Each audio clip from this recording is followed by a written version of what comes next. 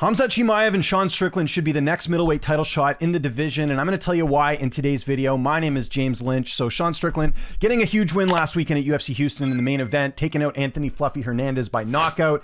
It was a picture-perfect performance here from Strickland, getting the third round finish, stopping Hernandez and his 8-fight win streak, and solidified himself as a contender in the weight class. And right now, at the time we're talking, there is not a fight booked yet for Khamzat Chimaev. There's been a couple rumors out there, but you heard Strickland after his fight with Fluffy Hernandez. We'll play a little snippet of it here. He talks about what he wants next when Michael Bisping asks him, and Strickland doesn't hesitate, talks about Chimaev. We're going to watch that clip here real quick. Next, Sean. I don't know, man. Chimaev finally gets off the bench, dude. I like a piece of that little Chechen whore. But you never know with him, bro. Yeah, so you can see there, he wants this fight. And then to go even further, Strickland at his media scrum before, of course, he was cut off, which I'm not a fan of, talks about how he made Chimaev quit in training. Now, I'm not usually a fan of fighters revealing things in the gym. I think that's bad practice, but this is only going to build up the fight more. So we'll read the quote here from MMA Fighting. Shout out to them for transcribing this. It says, "I made him quit in training.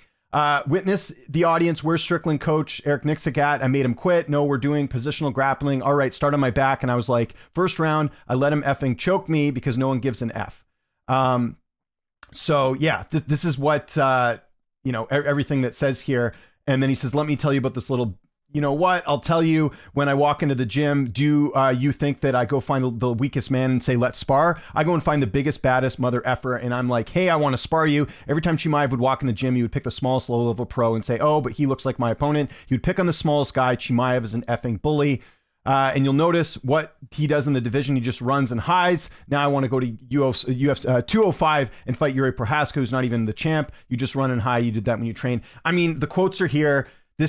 I've said this before, the UFC has a hard time building up rivalry fights, and Strickland is giving them a lot of material here. I know there's going to be some people watching this going, well, they don't like Strickland because they cut his mic.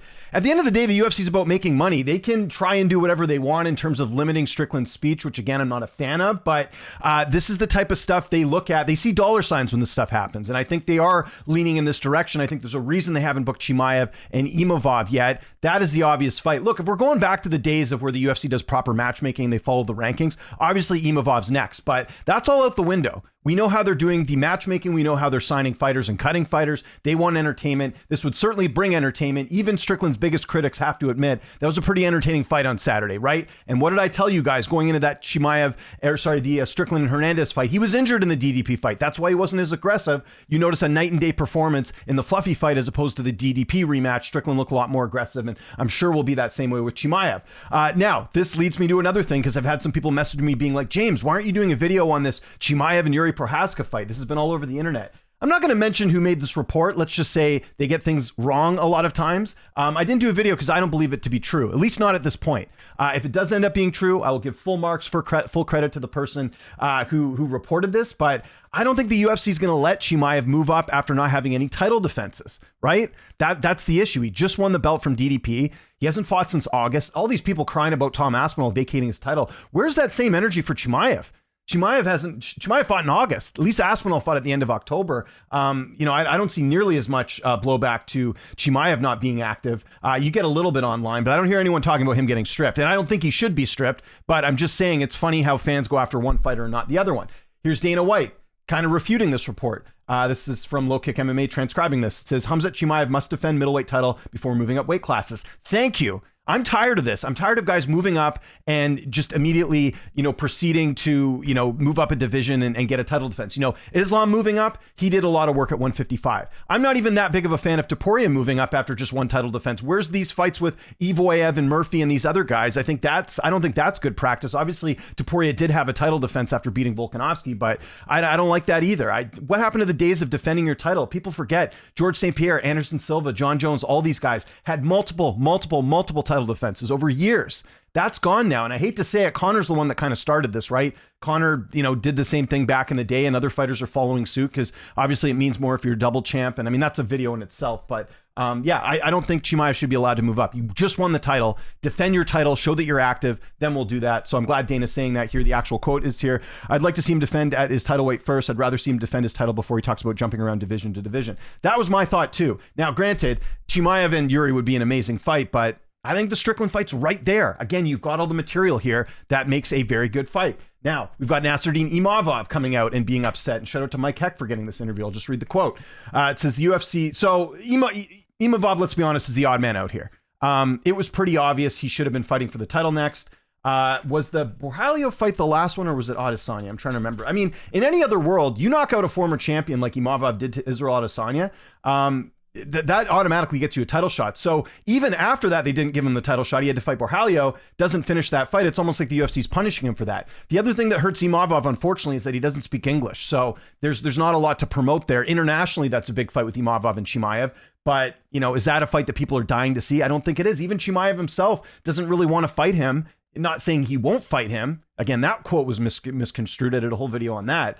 But they're both Muslim. They don't want to fight each other. They would much rather fight Strickland. Both those guys would. So, again, I hate to say it, but Imavov's probably going to be the odd man out here, just the way things are looking. If we're basing things off of the Paramount era, entertainment, building up fights, all that stuff. Anyways, let's get to the rest of the quote here. The UFC calls me tomorrow with the hate I have in my heart. Of course, it'll be Sean Strickland, and then I can fight Khamzat Chimaev or whatever. I hate him. I don't like the way he speaks. I don't like the way he thinks. I don't like the way he speaks about my people. So like I said, in terms of fighting, I can tell you guys, both these fights will be world wars.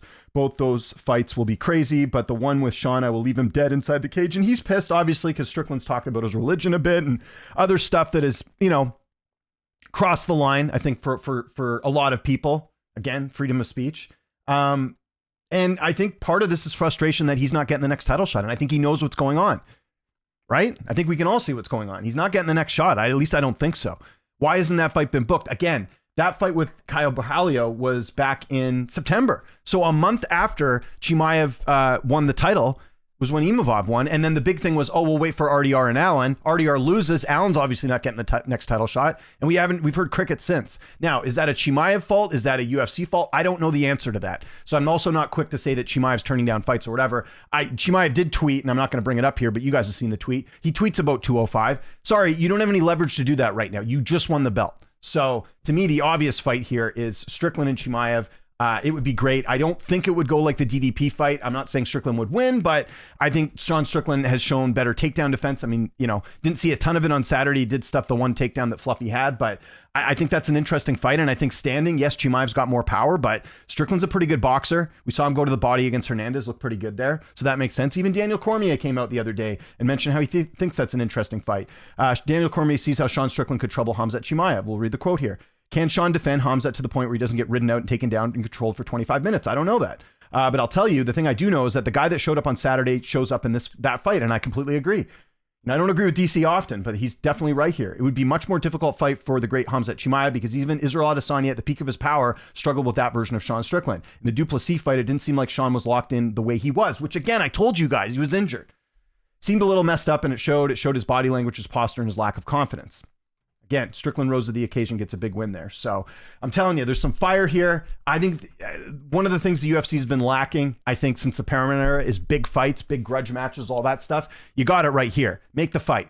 Let's do it. And again, I am a merit guy. I do believe that someone like Imavov should get the next title shot. But we're in a world now where it's Paramount. And the UFC doesn't follow the rankings. They don't worry about wins and losses. They want the biggest, most entertaining fights. And here's the other thing with Strickland. He's not getting any younger. Like, he'll be, obviously he's coming up to being 35 here. Cash in while you can. And if he is a liability in terms of his speech or whatever, then wouldn't you want this fight to happen and then he wouldn't be in title position again? Like, to me, there's so many big reasons why this fight should make sense. And this is a fight that, it could be on the White House card. I really do think it's a fight that fans would like to see, and the buildup would be awesome. And I could just see the sweat pouring down. Where's that gif of I forget what movie it is where the guy's sweating. That's UFC PR at Paramount as Strickland takes the mic there. So this is just so obvious to do right now. Again, the UFC has missed the boat on a number of rivalries. Remember the Kamaru Usman and Bilal Muhammad fight? Although that may still happen. We still don't have a title fight for Islam yet. That's a fight that should happen. I told you they messed up the Volkan Islam rematch by doing it on short notice. Not that had any bad blood, but you know what I mean? Like, the UFC has fumbled the ball a lot of times with like obvious fights. Diego Lopez and Yair Rodriguez. That's a fight that should happen next. They might not book it, right? Like, these are things that it's obvious to us watching certain fights that should be made based off rivalries. And this is an obvious one here. Book the fight. Again, this was unexpected. I think most people thought Fluffy Hernandez was going to win the fight.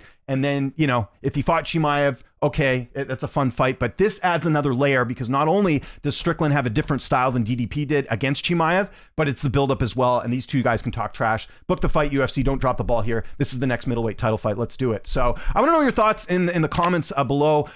Do you agree with me? Do you think this is the fight that they should make? I think this is so obvious. If it's not the fight to be made, what fight should happen? Do you want to see Chimaev go to 205 right now? I don't. Would I like to see him go to 205 in the future? Sure, but let's defend the title. And let's be active. That's another issue. Like, he's got to start being more active here. So those are some comments from me. Follow me on Twitter, TikTok, Instagram, @Lynch on Sports. My name is James Lynch. Thanks so much for watching, and I'll see you next time.